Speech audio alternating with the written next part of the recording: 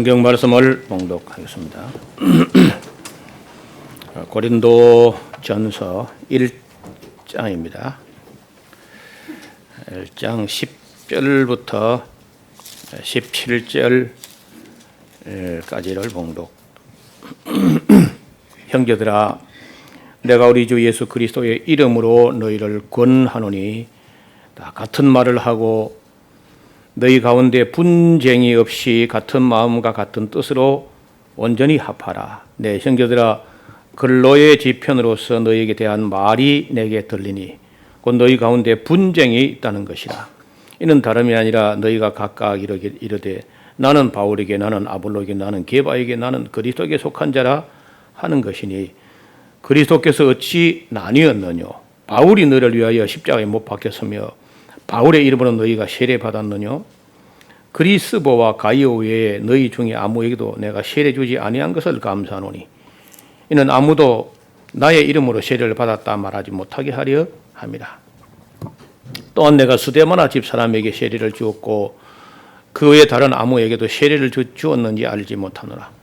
그리스도께서 나를 보내심은 세례를 주게 하려 하심이 아니요 오직 복음을 전케 하려 하심이니 말의 지혜로 하지 아니함은 그리스도의 십자가가 헛되지 않게 하려 함이라. 아멘. 오늘 우리 시편 강해를 쭉 해오다가 오늘은 조금 심층적으로 들여다봐야 될 그런 문제를 우리 아침 모임 때 여기 몇 번 의논이 있었습니다. 그래서 지난번에 현대방은 성경적인가 하는 문제를 다루고 난 후에 그날 시간이 너무 짧고 질문이나 토론이라든지 그런 논의가 없이 지나가니까 여전히 해소되지 않는 의문들이 남아 있는 것 같다. 그런 얘기를 들었습니다. 그래서 사실 우리 교회가 이 고린도 교회 문제뿐 아니라 대부분의 문제를 교회에서 다룰 때 좀 심층적으로 다룰 수 있지를 않습니다. 왜냐하면은 예배 시간이 1시간밖에 안 되니까 그 예배 시간에 1시간 예배 중에 기도하고 찬양하고 강구하고 여러 가지 하면은 설교 시간에 나눌 수 있는 정도의 이야기는 아주 가벼운 정도밖에 깊이 있는 얘기를 못 한다는 거예요. 그래서 우리 기독교가 지금까지 예배를 주일 낮에 11시에 모여서 1시간 만에 예배 끝내버리고 그 외에 예배 시간 설교 외에는 따로 교육하는 시간도 별로 없고 이렇게 하다 보니까 그 어떤 주제도 심도 있는 심층적으로 좀 살펴보는 이런 것이 잘 안 된 채 그 일생을 다 보내버립니다.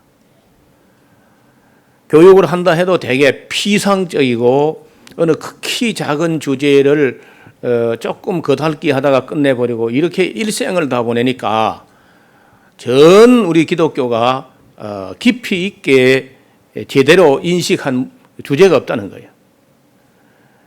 그래서 거의 다 이 전문가가 되어야 될 사람들이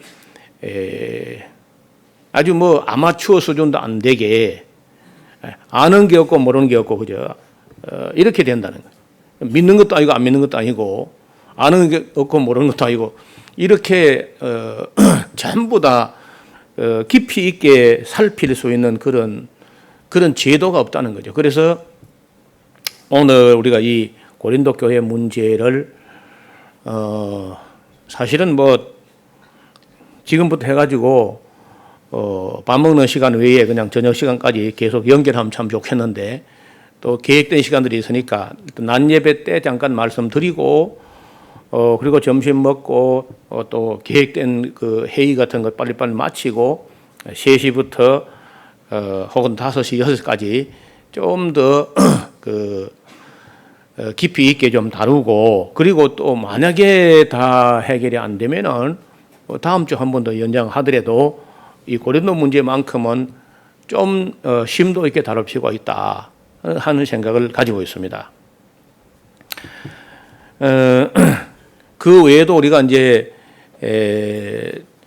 창세기부터 요한계시록까지 오는 중에 비교적 좀 부담스러운 성도들이 혼자 보아서는 해결이 잘 안 되는 그런 부분이 있는데 그런 부분을 이번 계시록까지 가는 도중에 틈틈이 이런 특강 시간을 마련해서 의문을 좀 남기지 않도록 충분히 좀 논의가 되었으면 좋겠다 그런 생각을 가지고 있습니다.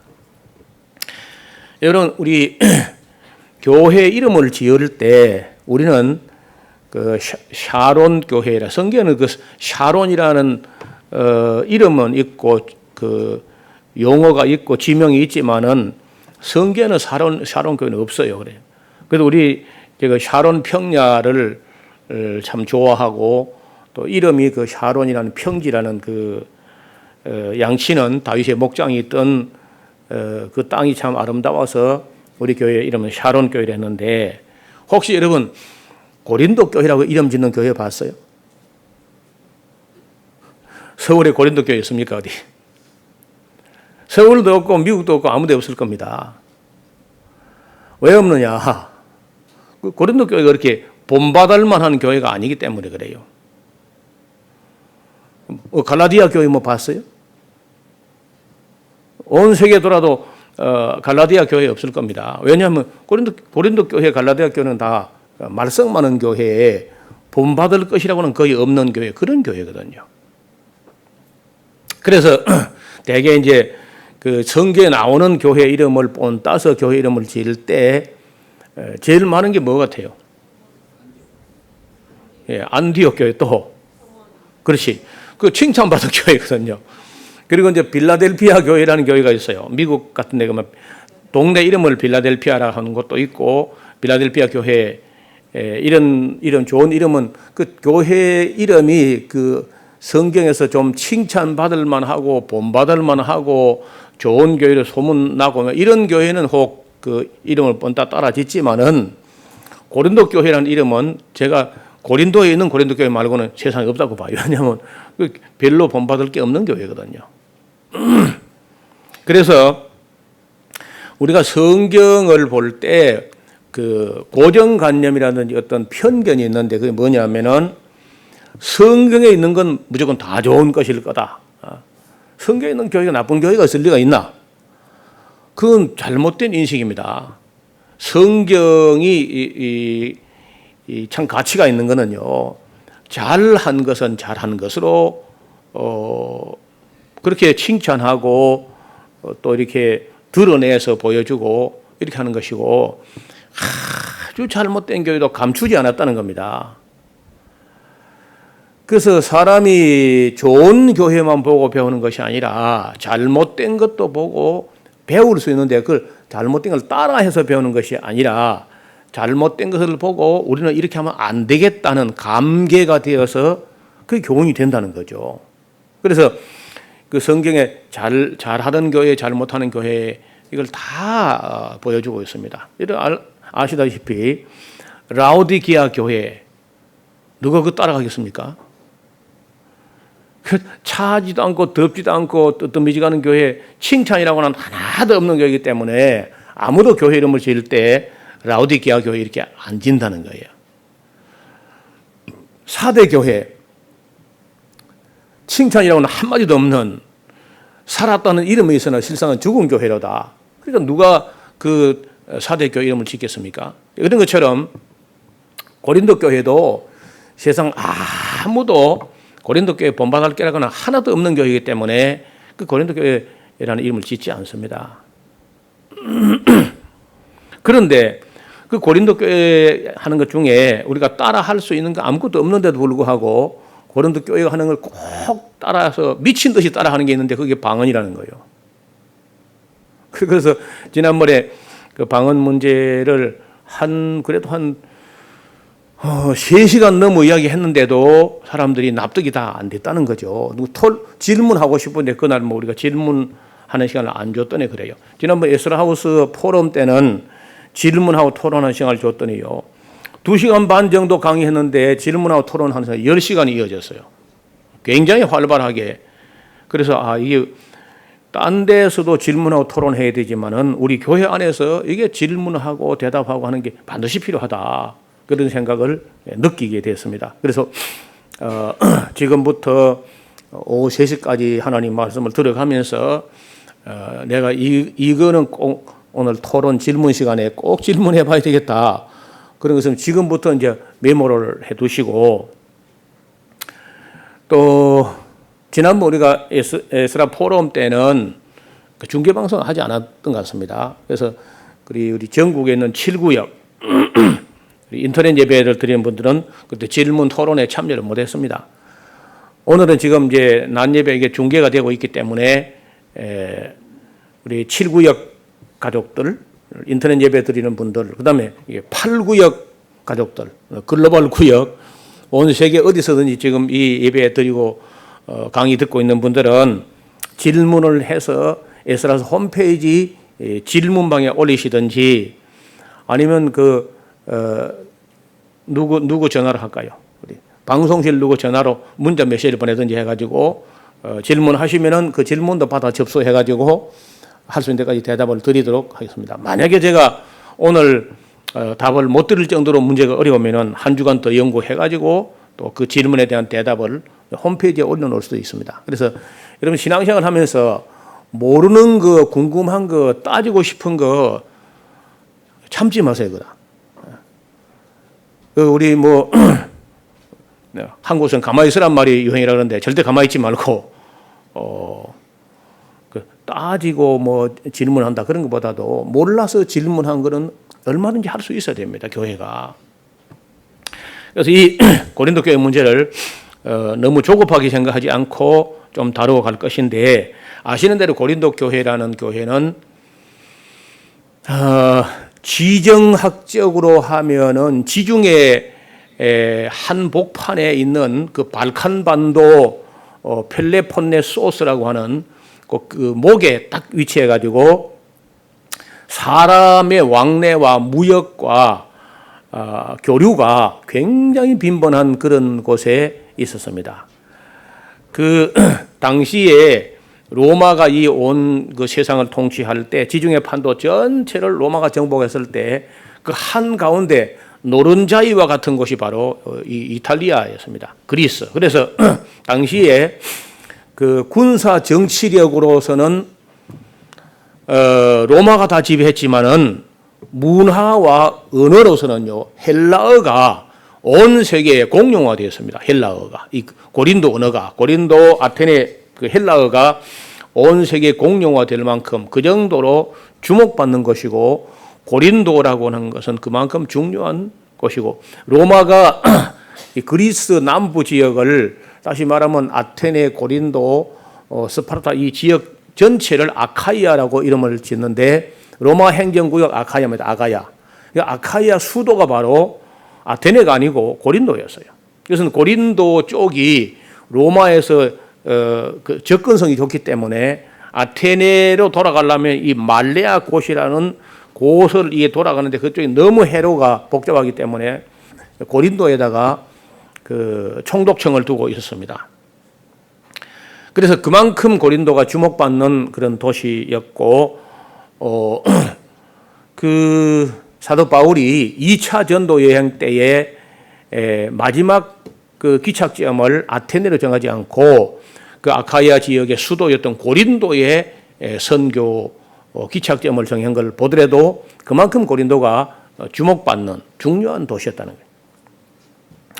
사도행전 18장에 그 보면은 이제 사도 바울이 고린도에 도착한 이야기가 나오는데, 바울이 아테네를 떠나서 고린도에 와가지고 그 아굴라하고 브리스길라 부부를 만나게 됩니다.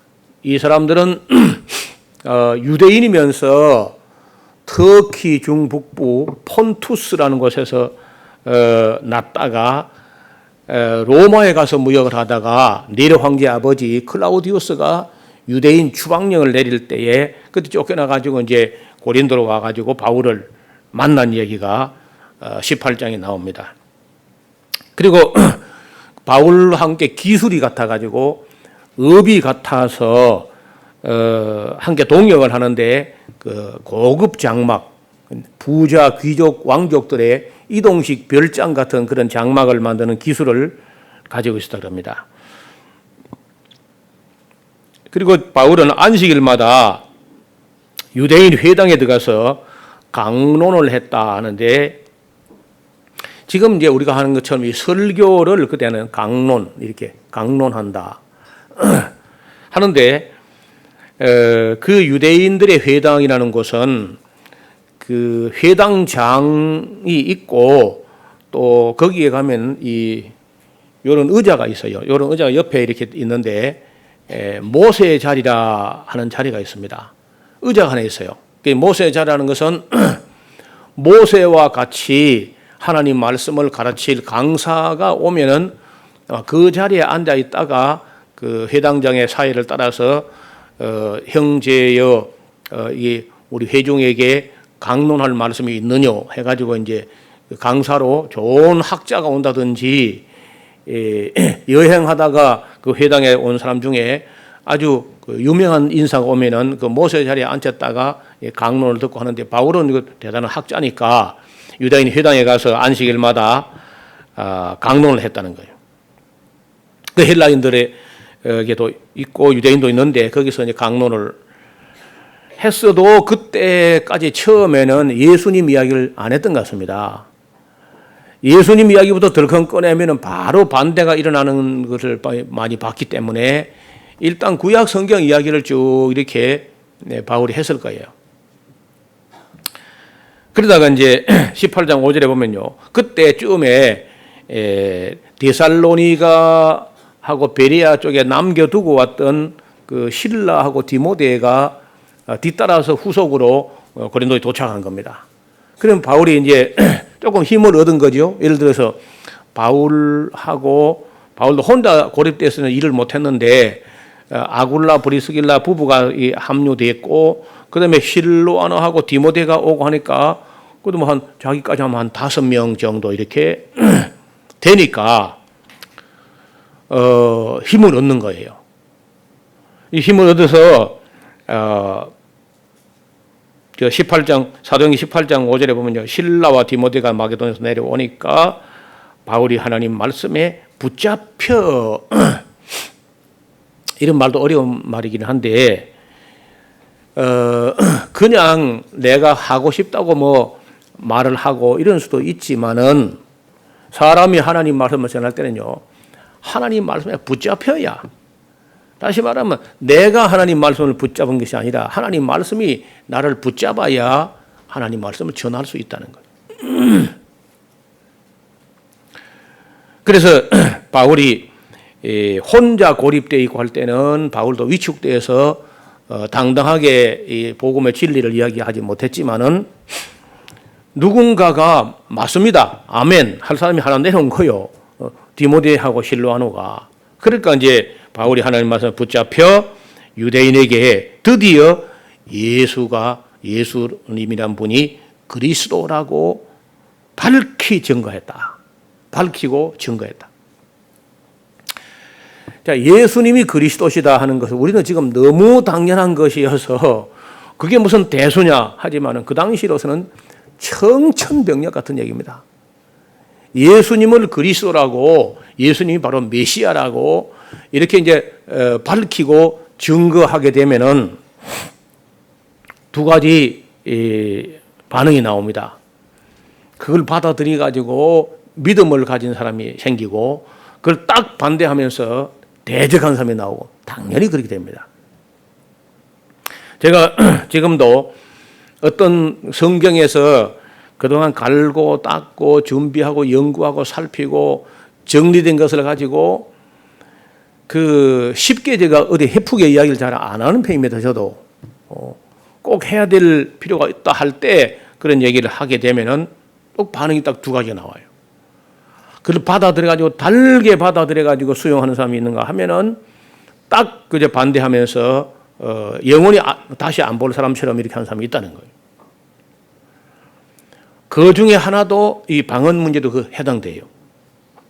방언 문제를 딱 가서 해프게 이야기 안 하거든요. 충분히 설명할 수 있는 기회가 주어져야 이야기하는데 이야기하게 되면 딱 방언 방언하지 말자 하는 저의 주장에 찬성하는 사람이 나오고 끝까지 방언하겠다는 사람이 나오고 이제 딱 갈라지는데 그건 어쩔 수가 없어요.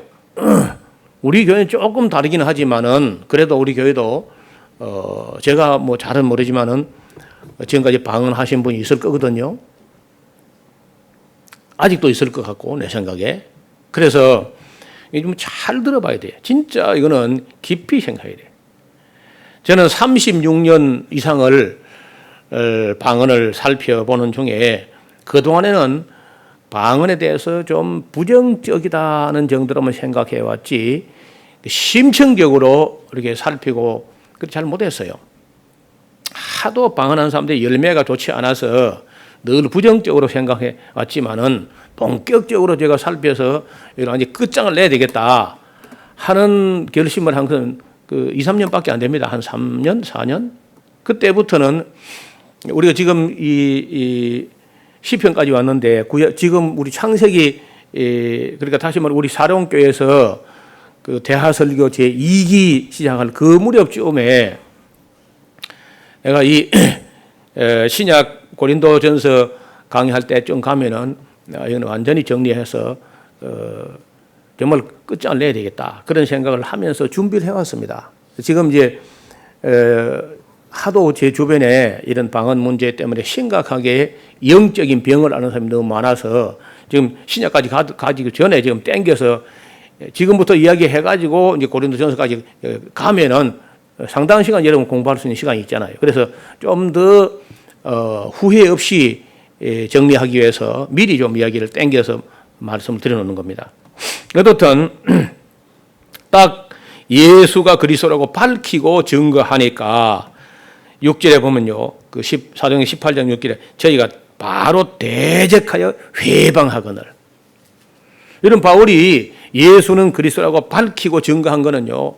이는 망고불변의 진리인데 유대인들에게 이걸 딱 밝히고 증거하니까 바로 대적하고 회방했다고 되어 있어요.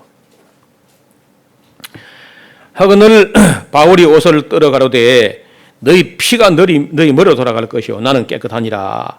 이후에는 이방인에게로 가리라 하면서 그 회당에서 그 안식일마다 가서 강론하던 것 그냥 완전히 접어버리고 그들과 결별을 선언하고 이후에는 이방인에게로 가리라 하고 나왔습니다. 7절에 보면요. 사도행전 18장 7절에 거기서 옮겨서 그 회당에서 옮겨서 하나님을 공경하는 디도 유스도 이 디도 유스도라는 사람은 어떤 사람인지 잘 알 수는 없지만은 하나님을 공경한다는 거야. 근데 그 집에 들어가니 그 집이 바로 회당 바로 옆이었습니다. 그러니까 회당에도 나왔던 사람인데 또 바울이 전했을 때 그 예수님이 그리스도인 것을 받아들이기 때문에 그 집으로 일행이 옮겨서 기거를 하게 됩니다. 8절에 보면요. 18장 8절에 회당장 그리스도 그 동그라미 해놓더니 줄을 펴셔요.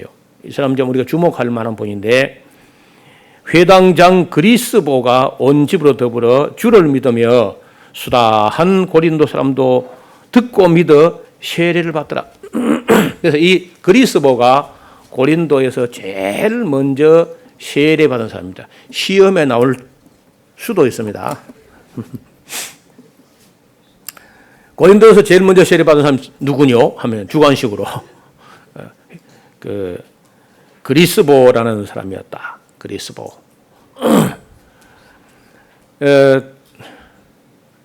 우리 교회 이 샤론 교회가 개척되고 처음 세례 받은 사람이 있어요.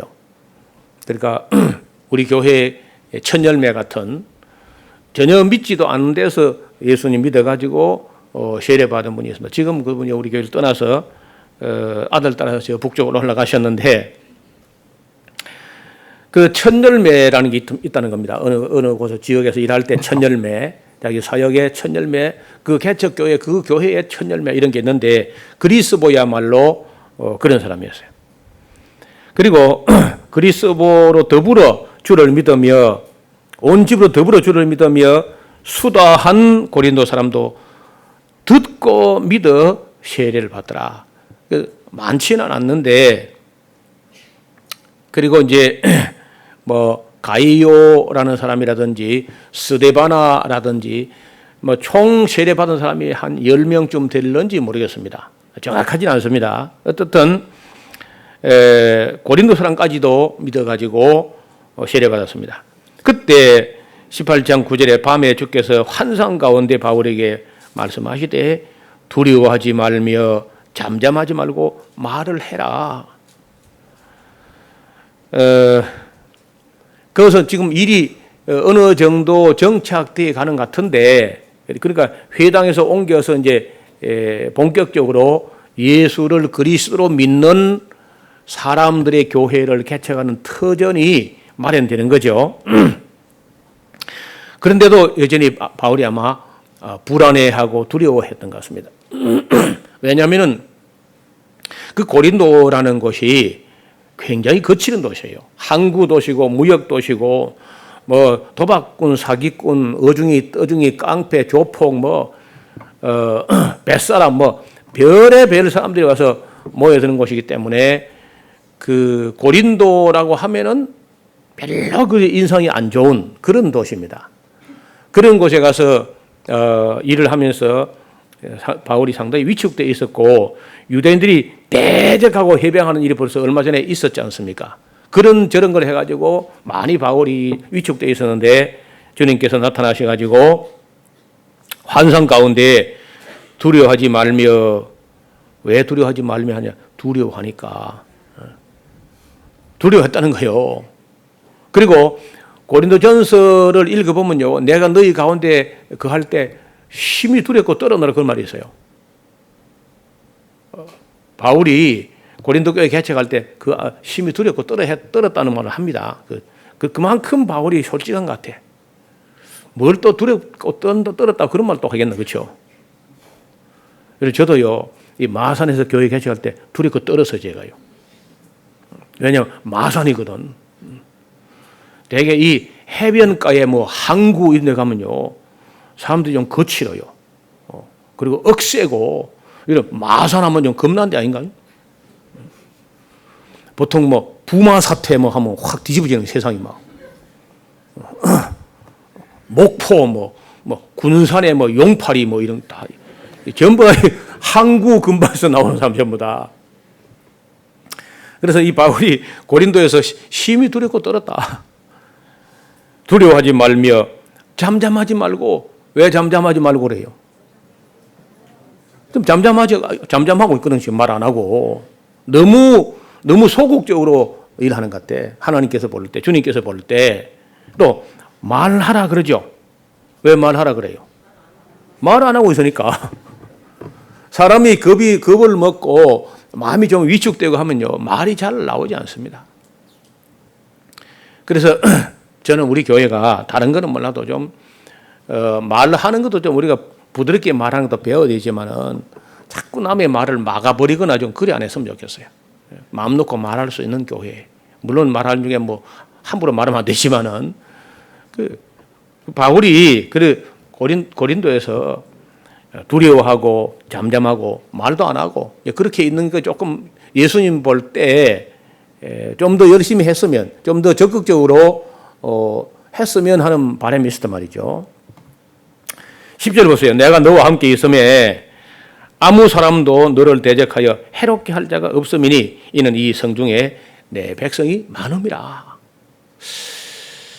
자, 그 고린도 같은 그 거칠은 도시에 예수님께서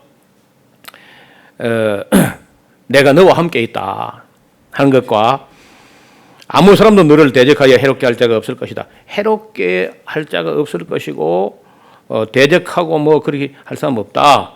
이는 이 성중에 내 백성이 많다. 그런데 그렇다고 바울을 반대하는 사람이 없다 그런 건 아닙니다. 반대하는 사람이 있지만 그렇다고 해서 뭐 바울을 죽일만 하거나 뭐 이런 정도는 없다 이제 이렇게 보장을 하신 것 같아요. 그래서 그 11절에 보면요. 1년 6개월을 유하며 그 줄을 꺼세요. 1년 6개월을 유하며 그들 가운데서 하나님 말씀을 가르치니라. 여러분 그때 바울이 가르친 하나님 말씀은 구약 성경입니다. 왜냐하면 신약 성경 그때 단 한 페이지도 기록이 안 됐어요.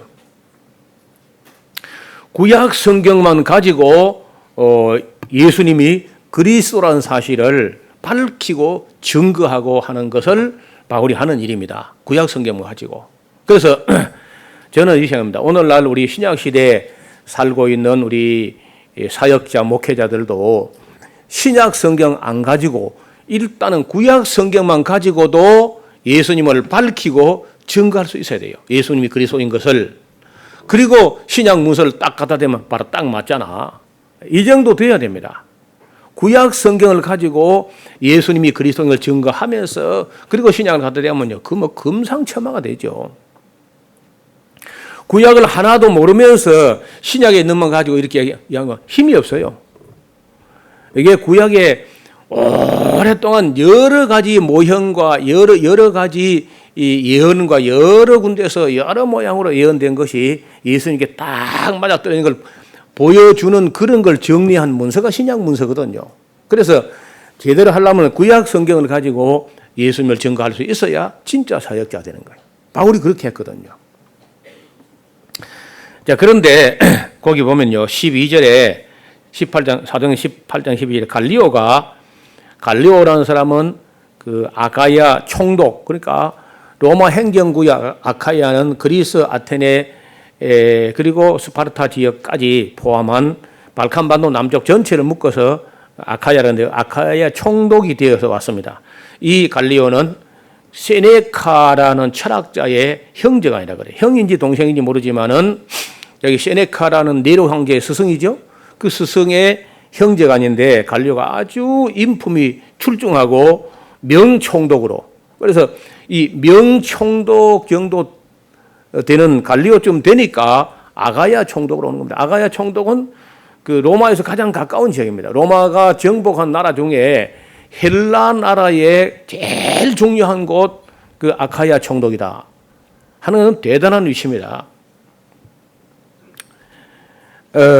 그리고 이제 또 보통 사람이 갈 수 없는 곳이 있는데 총독 중에서도 골치아프 땅이 있는데 예루살렘이에요.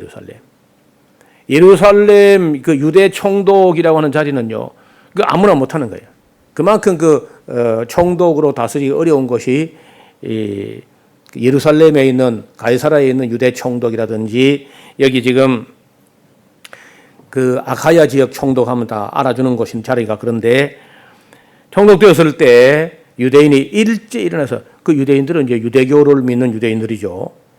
일찍 일어나서 바울을 대적하여 재판자로 데려와서 말하되 이 사람이 율법을 어겨 하나님을 공경하라고 사람을 권한다 하거늘 바울이 입을 열고자 할 때 갈리오 총독이 너희 유대인들아 만일 무슨 뭐 부정한 일이나 괴악한 행동이 있거나 무슨 그런 것 같으면은 내가 너희 말을 들어줄 수 있지만은 기껏 해서 뭐 문제라는 게 뭐 언어와 명칭과 너희 율법 그 째째한 너희 유대교 율법 그런 것들 나 재판 침이 없애는 거 하면서 쫓아내버렸어 그냥.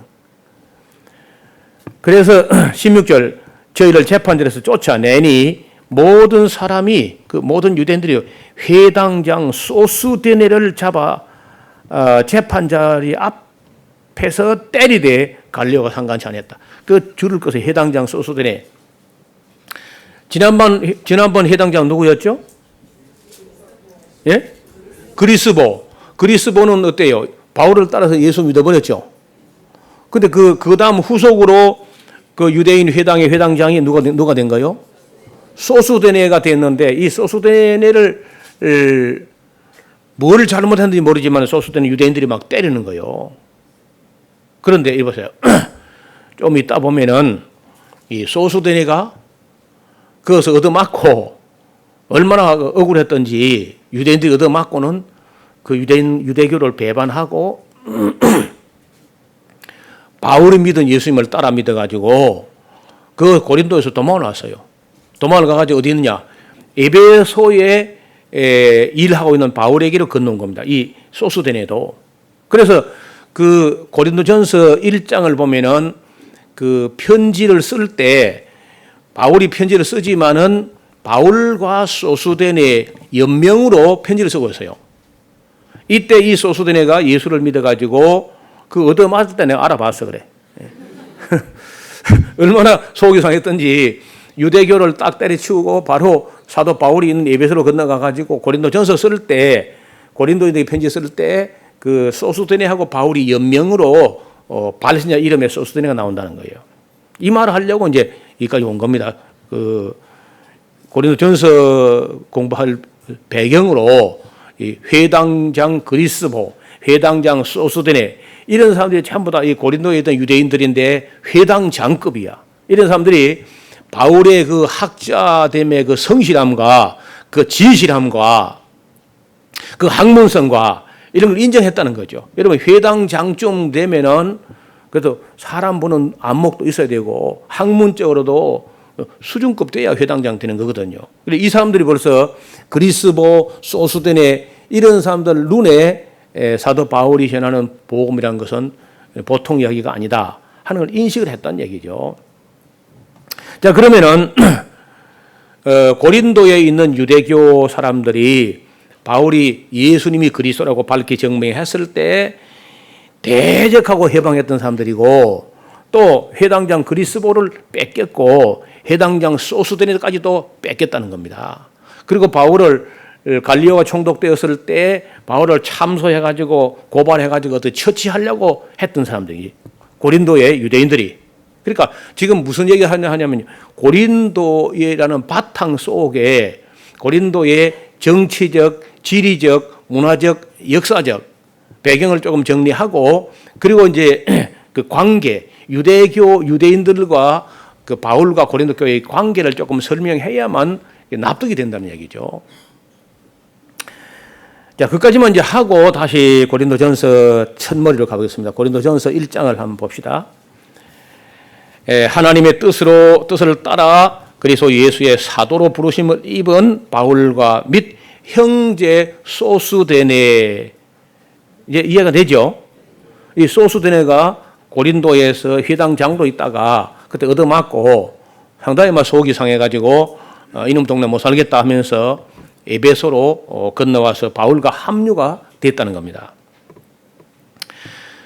소스데네는 고린도에 있는 하나님의 교회 곧 그리스도 예수 안에서 거룩하여지고 성도라 부르심을 입은 자들과 각처에서 우리의 주 곧 저희와 우리의 주 되신 예수 그리스도의 이름을 부르는 모든 자들에게 하나님 우리 아버지와 주 예수 그리스도조차 은혜와 평강이 있기를 원하노라. 그래서 거기 이제 오늘 읽었던 본문 중에 거기 14절 보세요. 14절을 보면은 그 고린도전서 1장 14절에 그리스보와 가이오 외에 너희 중에 아무에게 내가 세를 주지 아니한 걸 감사한다. 그러니까 이걸 보면 그 고린도에서 세례 받은 사람이 그리스보와 가이오 두 사람이 받은 것처럼 돼 있죠. 그러다가 아니지 내가 하나 더 있지. 16절 봐요. 16절. 내가 또한 스데바나 집 사람에게 세례 준 거 있어. 맞아. 그런 정도입니다. 그러니까 그리스보, 가이오, 스데바나 집 사람들 이렇게 하면은 온 집으로 더불어 세례 받았다는 걸 볼 때 세 가정에 한 10명 정도나 뭐 많으면 15명 정도나 이런 정도 세례 받은 사람이 그밖에 안 됩니다. 그러니까 고린도 교회가 뭐 굉장히 어떤 큰 대형 교회도 아니고 바울이 불과 1년 반 사역했어요. 1년 반. 예를 보세요. 지금 같이 교육하기가 참 좋고 전도하기 좋고 뭐 책도 다 있고 이런데도 교회 개최해가지고 1년 반 정도 현재 세례받은 사람 한 10명 정도 된다. 그 외에 뭐 이제 믿은 사람 한 15명, 20명 된다. 해도 한 5, 60명밖에 안 되거나 그런 교회입니다. 이 고린도 교회라는 게 큰 어떤 그런 교회가 아니라는 거예요. 1년 반 했는데 교회가 크면 얼마나 크겠어요. 그리고 제가 그 나중에 오후 시간에 여러분에게 보여드릴 텐데 사도 바울의 이력서가 있어요. 제가 만든 겁니다. 바울이 지금 고린도전서를 쓸 당시에 바울의 나이는 한 50세에서 55세 사이입니다. 50에서 55세 사이. 그리고 그때 바울이 그 예수님을 알게 된 어떤 연역이라 할까? 한 20년? 예수 믿은 지 한 20년. 20년 중에서 한 3년은 아라비아에 가서 자기 정리를 하는데 한 3년 보냈어요. 자기가 이때까지 뭘 배웠나, 내가 뭘 믿었나 하고 자기 정리하는데 한 3년 보냈다는 거예요. 그 다음에 길리기아 다소에 가서 자기 고향 가서 푹 썩어 지낸 게 한 10년 지나갔어요. 그리고 그때 사도 바울이 그 길리기아 다소 자기 고향에 가 있을 때 바나바가 바울을 찾아가가지고 안디옥으로 모셔와가지고 공동사역, 바나바하고 안디옥에서 공동 목회 사역 기간이 1년이면 1년. 그걸 다 합해서 14년이에요, 보통 14년. 그 14년 이후에 1차 선교 여행을 간 게 한 1년 반 정도, 2년 정도 했어요. 1차 선교가. 2차 선교가 한 3년 정도 이루어졌습니다. 그럼 바울이 지금 선교사 경력으로 뭐 순회 전도하는 거 한 6년밖에 한 게 없어요. 이해가 됩니까? 그러니까 1차 전도 여행 1년 반 정도, 2차 전도 여행 한 2년 반, 3년 반 정도 이렇게 하면은 다 해봐야 6년 경력입니다. 6년 경력. 사역자 6년 경력이에요. 여러분, 오늘 같이 신학적 학문이 발달하고 신약 성경이 다 손에 잡혀 있고 해도 6년 사역해가지고 산 사람이 알 수 있는 그 지식이라는 것은 신학적 지식은 매우 제한적입니다. 우리가 알 것은 바울이 막 전지전능하고 이런 게 아니라는 거예요.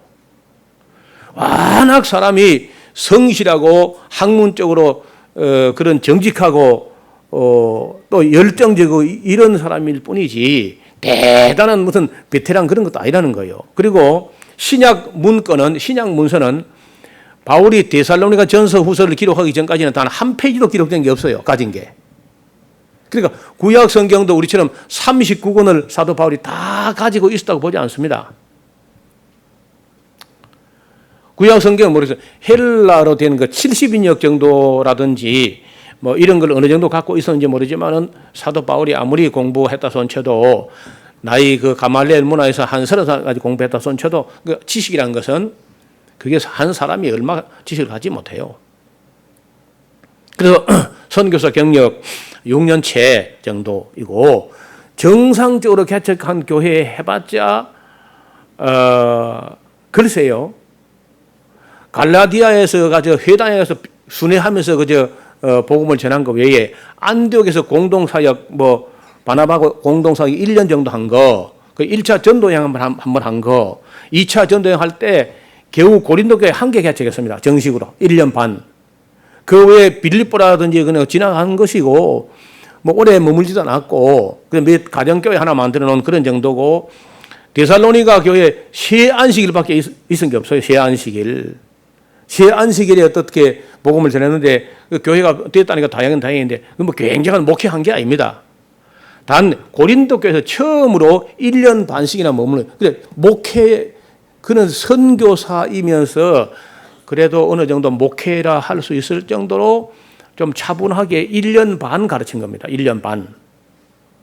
그러니까 바울이 지금 고린도전서 쓸 때 이제 두 번째 교회다운 교회 고린도 교회 하나 개척했는데 지금 말썽이 난 것이고 두 번째 지금 에베소에 와서 좀 집중적으로 막 하려고 하는데 고린도 문제가 터진 거야.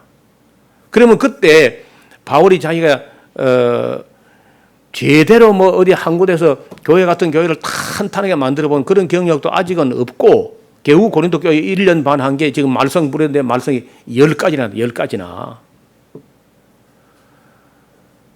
그러니까 우리가 성경을 기록한 사도 바울이니까 막 모르는 게 없고 막 전지전능한 분이다 이렇게 생각하면 그 대화가 안 돼요. 실제적으로 바울이 이 고린도전서 쓸 때 어떤 이력서를 쓸 수 있겠는가 한번 생각해 보자고. 그 순회 전도 여행 한 6년째 지금 접어든 것밖에 없다는 겁니다. 공동사역 1년 한 거 있는 것이고, 그 외에 이제 전부 한 30세까지 전부 자기 준비 과정. 그래서 나이가 한 50세에서 55세 정도 됐다 할지라도 그렇게 굉장한 막 그런 사역자라고 보기 어려워요. 그래서 여러 사람이 함께 하니까 또 성령이 함께해서 어떤 일이 이루어지는 건 사실이지만은 그렇게 막 굉장한 그런 인물이 아니라는 거예요. 그래서 이제 그 읽어보게 되면은, 고린도전서 후서 읽어보게 되면은 이분이 모르고 한 말도 있고 파악도 안 된 채 이야기한 것도 있고, 이제 그럴 뿐 아니라 고린도에 문제가 터졌는데 그 문제가 고린도전서에서는 문제 끝난 게 아니고 문제 발생을 하고 그 발생된 문제에 대해서 이렇게 하는 게 옳지 않겠나 하는 정도의 수습 과정에 있는 이야기지 해결을 한 결론이 아닌 거야. 그래서 고린도전서에 있는 내용은 우리가 가만히 보고 공부는 하지만은 그 모든 거 고린도전서 뭐 있다고 해서 그걸 다 그대로 따라하면 되는 게 아니라는 거야. 수습 과정이니까 아직은 결론이 아니고. 그러니까 이렇게 성경을 좀 성실하게 지금까지 보지 않았다는 겁니다. 여태까지 2000년 동안에 고린도 교회 이 사건들을 좀 심층적으로 이렇게 안 보고, 그 성경에 있으니까 뭐 12장은 은사장, 13장은 사랑장 뭐 이런 식으로 너무 경솔하게 성경을 본 거라. 자, 고린도 교회 문제가 먼저 그 서론적으로 얘기되면 한 10가지 됩니다. 첫째가 무슨 문제냐? 그 11절, 고린도전서 1장 11절, 내 형제들아, 글로의 지편으로부터 소식을 내가 들었는데 너에게 대한 말이 내게 들리는데 곧 너희 가운데 분쟁이 있다면서? 무슨 분쟁이에요 도대체가? 뭐 너희가 각각 이르기를 나는 바울에게, 나는 아볼로에게, 나는 게바에게, 나는 그리스도께 속한 자라. 그게 무슨 말이냐 그게? 하고 지금 책망하고 있는 겁니다. 첫 번째 문제가 이 당파가 생겨서 교회 안에. 여러분 지금도 한 교회 안에 막 네 파가 갈라져서 하는 이런 건 많지 않아요 요즘요. 보통 두 파는 계속 있습니다 보니까. 서울에 지금 뭐 한 파는 본당에서 드리고 한 파는 교육관에서 예배 드리고 막 담임 목사파, 원로 목사파 막 담임 목사하고 원로 목사 싸운대. 이런 게요 막 지금 막 있어요 교회마다. 그렇지만 한 교회 안에 파가 4개씩이나 갈라진 건 많지 않습니다. 어쨌든 지금 고린도 교회는 그런 첫 번째 문제가 바울에게 바울 편이라, 아볼로 편이라, 혹은 게바 파라, 그리스도 파라 이런 사람들이 있었다는 거예요. 바울이 그걸 책망을 합니다. 그리스도께서 어찌 나뉘었느냐? 바울이 너희를 위하여 십자가에 못 박혔으며 바울의 이름으로 너희가 세례받았느냐? 내가 그리스보 회당장이었던 사람, 그리고 가이오 외에 너희 중에 아무에게도 내가 세례 주지 않은 것 참 감사한다. 왜냐하면 바울의 이름으로 세례받았다 이런 말도 안 되는 소리 할까 싶어서 하는 소리라는 거죠. 나는 또 나의 이름으로 세례를 받았다 말하지 못하게 하려 함이라. 또한 내가 스데바나 집 사람에게 세례를 주었고 그 외에 다른 아무에게도 세례 주었는지 내가 기억이 안 난다. 그리스도께서 나를 보내신 것은 세례 주게 하려 하심이 아니고 오직 복음을 전하게 하려 하심이요. 오직 복음을 전해가지고 전할 때 말의 지혜로 하지 않았다. 그 줄을 끄세요. 바울이 이 고린도에서라든지 어디 사역할 때 말 째줘 가지고 말장난 해가지고 누구를 꼬시고 달래고 이런 거 안 했다는 거예요. 여기 앞으로 바울이 여기 지금 몇 번 안 한다는 말 합니다. 나 이런 거 안 한다. 나 이런 거 안 한다. 안 하고 뭘 안 하는지 그런 첫째 내가 안 하는 것 중에 바울이 안 하는 것 중에 첫 번째가 말 째줘 가지고 교회 만들지 않았다는 거예요. 말의 지혜로 하지 아니하면 그래서 십자가가 헛되지 않게 하려고 내가 그랬어. 말 째줘 가지고 말장난 해 가지고 뭐 이렇게 한 게 아니다. 그러면서 1장 18절에 십자가의 도 그래서 바울은 이 십자가의 도라는 것을 그리스도의 이 복음을 십자가의 도라는 거기다가 포커스를 맞춥니다. 도가 멸망하는 자들에게 미련한 것이요 구원을 얻는 우리에게는 하나님의 능력이라. 기록된 바 지혜에 있는 자들의 지혜를 멸하고 총명인자의 총명을 피하리라 하셨으니 지혜에 있는 자가 어디 있냐? 이 선비가 어디 있어? 이 시대에 뭐 변사, 말 잘하는 사람 어디 있어? 오라 그래봐. 하나님께서 이 세상의 지혜를 미련하게 하신 것이 아니냐. 하나님의 지혜에 있어서는 이 세상이 자기 지혜를 가지고 이 지혜란 말은 이제 이른바 철학입니다. 철학. 필로소피아. 지혜 사랑이라고 하는 이 필로소피아라는 말이 철학이라면 철학을 가지고 절대로 하나님을 알지 못하는 때문에 하나님께서 전도의 십자가의 도를 전하는 이 전도에 미련해 보이는 것으로 믿는 자들을 구원하실 기뻐한 거야. 그래서 말도 안 되는 소리 같지만은 바로 어디 가서 딴소리 하지 않고 십자가의 도를 전했다는 거예요. 말재주가지 안 하고 뭐 철학적인 막 궤변들 이 소피스트들이 하는 막 철학적인 궤변을 가지고 사람들을 꼬시고 달래고 이런 일절하지 않고 그 단순하고 정직하게 십자가의 도를 전한 것뿐이라. 그래서 그 전해가지고 믿으면은 택한 백성이고 그거 전해서 안 믿으면 끝장인 거예요. 절대 말재주 가지고 장난치지 않았다는 거예요. 그런데 그 유대인들은 항상 표적을 구하고 또 헬라인들은 맨날 지혜, 철학 이제 이렇게 했다는 거야. 그런데 우리는 표적도 아니고 그 철학도 아니고 우리는 십자가에 못 박힌 그리스도를 전하니까 유대인들에게는 십자가의 도가 끓이기는 거야. 이래 보세요. 왜 끓이기는 거냐? 유대인들은 십자가의 도하면 굉장히 끓이긴다. 왜냐? 그 신명기에 나무에 달린 자마다 저주 아래 있는 자라 해가지고 십자가에 달린 예수를 믿으라니 하고 이거 아주 유대인들이 끓이기는 거예요. 그런데 그게 믿어지는 사람이 있다는 거예요. 그 십자가의 도가 믿어지는 사람이 있다는 거예요. 유대인들이 끓이기는 건데 유대인들이 구하는 것은 하나님의 능력을 하는 것도 뭐 표적이 있을 거 아니냐고 표적만 구하고 헬라인들은 맨 철학적으로 뭐 말장난 해가지고 뭐 설득이 돼야 되는데 바울은 그런 거 안 하고 그래 표적을 가지고 뭐 장난치지도 안 하고 아니면 또 말재주 가지고 뭐 철학적으로 이렇게 하지도 않고 단순하게 십자가의 도를 전했다는 거예요. 그렇지만은 그 유대인에게는 끓이기는 것이요 이방인에게는 미련한 것처럼 보이지만은 24절 오직 부르심을 입은 자들에게는 유대인이나 헬라인이나 그리스도는 하나님의 능력이요 하나님의 지혜야. 그래서 바울이 뭘 가지고 그 사람의 믿음을 가늠하냐면요. 단순하게 십자가와 부활의 도를 전해가지고 그 단순한 도를 그 미련해 보이는 걸 듣고 믿음이 생기면은 이 사람은 택한 백성이구나. 이렇게 이제 정리를 하고 다른 잔재주 부리지 않았다는 얘기예요. 하나님의 미련한 것이 사람보다 지혜 있고 하나님의 약한 것이 사람보다 강하다. 형제들아 너희들 부르심을 보라. 육체를 따라서 지혜 있는 자가 많지 아니하며 능한 자도 많지 아니하며 문벌 좋은 자도 많지 않아. 뭐 있긴 있는 모양인데 많지는 않았다는 거예요.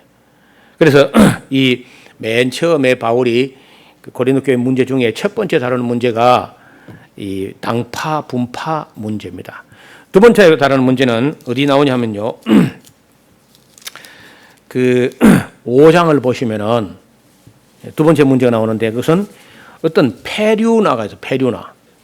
무슨 페류나냐 하면은 어떤 젊은 녀석이 음행을 하는데 이거는 보통 음행이 아니라 이방인도 있을 수 없는 그런 음행인데 자기 아버지가 데리고 살다가 아버지가 죽은 모양인데 그랬더니 아들 녀석이 그 자기 아버지가 데리고 살던 여자를 가로채가지고 데리고 산다는 거예요.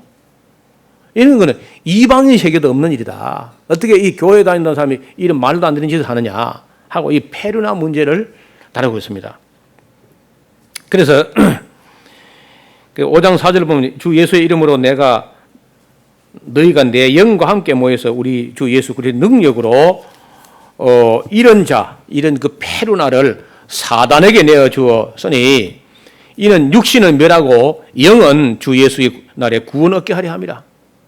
이건 우리가 좀 어려운 얘기인데 이런 말도 안 되는 이런 놈을 갖다가 어떻게 그냥 고린도 교회가 두고 보느냐. 당장 쫓아내버려라. 이런 이야기를 하면서요. 바울은 이미 재판 끝냈대. 내가 내 영이 여러분과 함께 마음으로 바울이 지금 자기 마음의 법정에서 이 사람을 재판해가지고 성부와 성자와 성령 이름으로 누구누구를 사단에게 내주느라 하고 사단에 내줘본 거예요. 사단에 내줬는데 그러면요 죽어. 그래서 하면 되게 초대교회에서 그래서 교회가 이름을 딱 명부에서 빼버리고 이렇게 이제 사형 판결이라고 하는 건 출교를 해버리면요 대개 나가 죽습니다. 그 왜 죽게 하느냐? 이건 말로 해서 안 되니까 교회의 최고형이 뭐냐면 출교요. 그러면 교회는 그 사형법과 마찬가지인데 실제적으로 그 사람에게 손을 안 대도 그런 사람들이 교회의 권위에 의해서 잘려지면요 밖에 나가자마자 얼마나 죽습니다. 여러분 아나니아 삽비라 사건 아시죠? 죽었잖아요 바로. 베드로 말 한마디에 부부가 다 죽어나간 거야. 그래서 이런 페루나 같은 사람을 살려두면은 회개도 안 하고 계속 살아있으니까 괜찮은 줄 알고 계속 죄를 짓게 되면 넌 지옥 갈 수 있다. 그래서 빨리 죽게 해서 더 이상 죄 못 짓게 해가지고 죽으면 더 이상 죄 못 짓게 해서 죽게 될 때에 회개하게 되면은 육체는 죽으나 그 죽게 되는 것 때문에 회개해가지고 그 영이라도 주 예수의 날에 구원받게 하려고 사형 선고를 해가지고 죽게 했다는 거예요. 이 문제는 이렇게 처리가 됐습니다. 페루나 문제. 그 다음에 문제가 6장에 있는 송사 문제, 송사. 믿는 사람을 불신자 재판장 앞에 송사해가지고 또 김 집사, 이 집사 서로 싸워가지고 이제 불신자 앞에 가서 재판받고 앉았다는 거야. 그래서 바울이 이걸 듣고 막 얼마나 진노하시는지 차라리 손해보고 말지, 쏟고 말지. 그런 째쨍 걸 가지고 믿지 않는 자 앞에 가서 재판받고 있느냐. 이 송사 문제, 이 교회 안에 이런 문제를 일반 법정에 고소했다는 것 때문에 이제 바울이 아주 진노합니다. 차라리 쏟고 말지, 손해보고 말지. 그걸 가지고 믿는 사람 송사해가지고 그게 무슨 추태를 부리냐. 이런 문제가 이제 6장에 있는 것이고 7장에는 결혼 문제야, 결혼 문제. 이 결혼을 하는 게 맞는지 안 하는 게 맞는지 이것도 이제 왜 그러냐 하면은 사도 바울이 혼자 지냈잖아요. 혼자. 그리고 아마도 누가도 혼자 같아, 누가도. 디모데도 총각 같아, 그렇죠? 그거 다 혼자 사는 혼자. 이래 그러니까 이게 고린도 교인들이 결혼하는 게 맞느냐 안 맞는 게 맞느냐 이런 얘기가 있었는데 그때 바울이 임박한 환란을 내다보고 있었다는 거야. 임박한 환란. 그러니까 임박한 환란을 해봐야 지금 55년인데 64년, 10년 내로 닥칠 거거든. 사도 바울이 이 고린도전서를 쓸 때로부터 이게 지금 고린도전서 쓸 때가 AD 55년경인데 64년에 네로 황제 박해가 나잖아요. 그래서 지금 10년밖에 안 남아서 대환란과 대박해가 밀려올 날이 10년밖에 안 남았기 때문에 이걸 바울이 어느 정도 인식했는지 모르지만은 임박한 환란을 생각할 때 나와 같이 그냥 지내는 것도 좋다. 그걸 바울이 농담 반 진담 반으로 했는지 모르지만은 또 순진한 성도는 그걸 교리처럼 해가지고 또 막 결혼하는 게 옳다파 안 하는 게 옳다파 또 갈라지는 거야 또.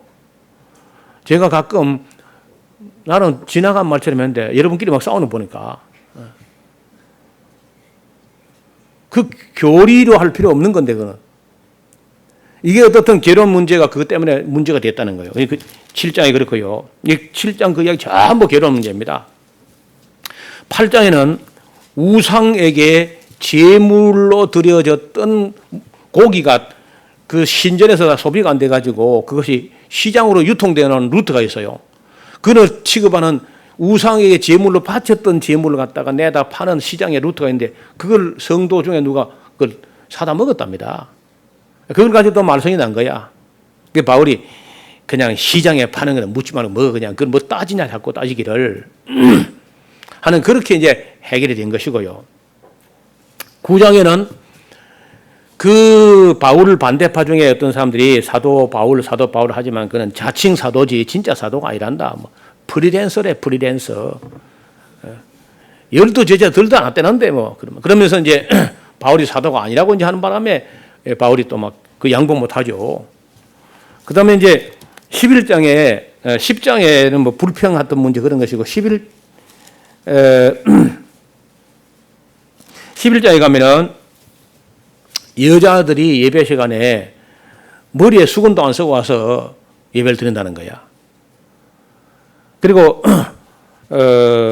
이것은 이제 동양하고 서양의 차이인데 동양에는 지금도 여자들이 머리카락을 못 내고 눈만 내놓은 사람도 있잖아요.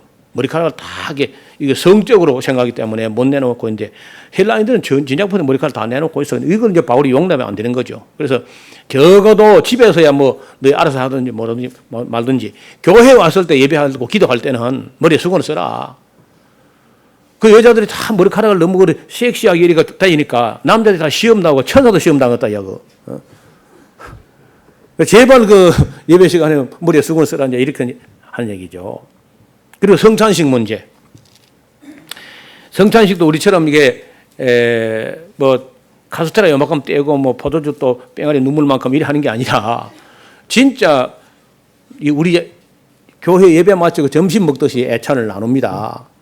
근데 그건 이제 포도주를 곁들여서 하는데 우리처럼 요만큼 한 거 아니고 이제 한 잔씩 이렇게 돌리면서 이렇게 하는데 가난한 사람들이 매번 자기는 싸가지고 오지 못하고 먹는 데만 입만 가지고 숟가락만 가지고 이제 참여하니까 민망하고 부끄럽고 하니까 사람들이 예배 마치고 참여 안 하고 가버리는 거예요. 그래 남은 사람들은 너무 많이 가져와서 너무 많이 막서 해가지고 막 얼굴이 벌게 달아오르고 해가지고 이게 말썽이 났다는 거야. 당장 때려치우라 그래 그렇다면 하고 이거 책망문서입니다. 여러분 이 책망문서를 가지고 성찬식의 예전문을 또 쓰고 지금 교회가 우리 교회가 안 하거든요. 우리는 복음서에 있는 예수님 직접 한 말씀을 가지고 예전문을 쓰는 이유가 그래서 그렇습니다. 이거 바울이 지금 책망하는 문건이에요 이게. 자, 이렇게 해서 두 가지가 남았는데 하나는 이제 은사 문제고 하나는 부활의 문제야. 이렇게 하면 고린도 교회 문제가 10가지나 됐다는 10가지. 그래서 10가지 다 큰 문제가 아닌데 큰 문제는 3가지입니다. 큰 문제 3가지인데 첫째는 사도 바울을 보고 바울은 사도가 아니다 하는 큰 문제. 두 번째는 은사 문제. 세 번째는 부활이 없다는 문제. 그래서 10가지 문제가 다 문제가 되지만은 그중에 대표적인 문제는 3가지라는 거예요. 3가지. 첫째는 사도 바울을 사도가 아니라고 하는 문제. 두 번째 이 은사 문제. 세 번째 부활이 육체의 부활을 인정하지 않는 문제. 이거 이제 10가지 문제 중에 가장 핵심적인 문제는 이 3가지인데 이 3가지는 나중에 오늘은 이제 서론적으로 고린도 교회 문제를 다룰 때 3가지 문제를 일단 남기고 낮에는 말씀을 접고 점심 먹고 그 3시 정각부터 특강을 곁들여서 질문하고 토론할 수 있는 그런 시간으로 마련을 합니다. 여러분 점심 먹을 때 먹는 것만 자꾸 애쓰지 말고 나는 오후에 3시에 뭘 질문해 볼 것인가 질문 메모지를 만들어 가지고 준비를 하시기를 부탁드리고 인터넷 예배자들도 질문하실 것이 있으면은 질을 홈페이지에 올려주시든지 아니면은 문자 메시지로 보내주시면은 그 내용을 가지고 다룰 수 있는 때까지 다루도록 하겠습니다. 기도하겠습니다.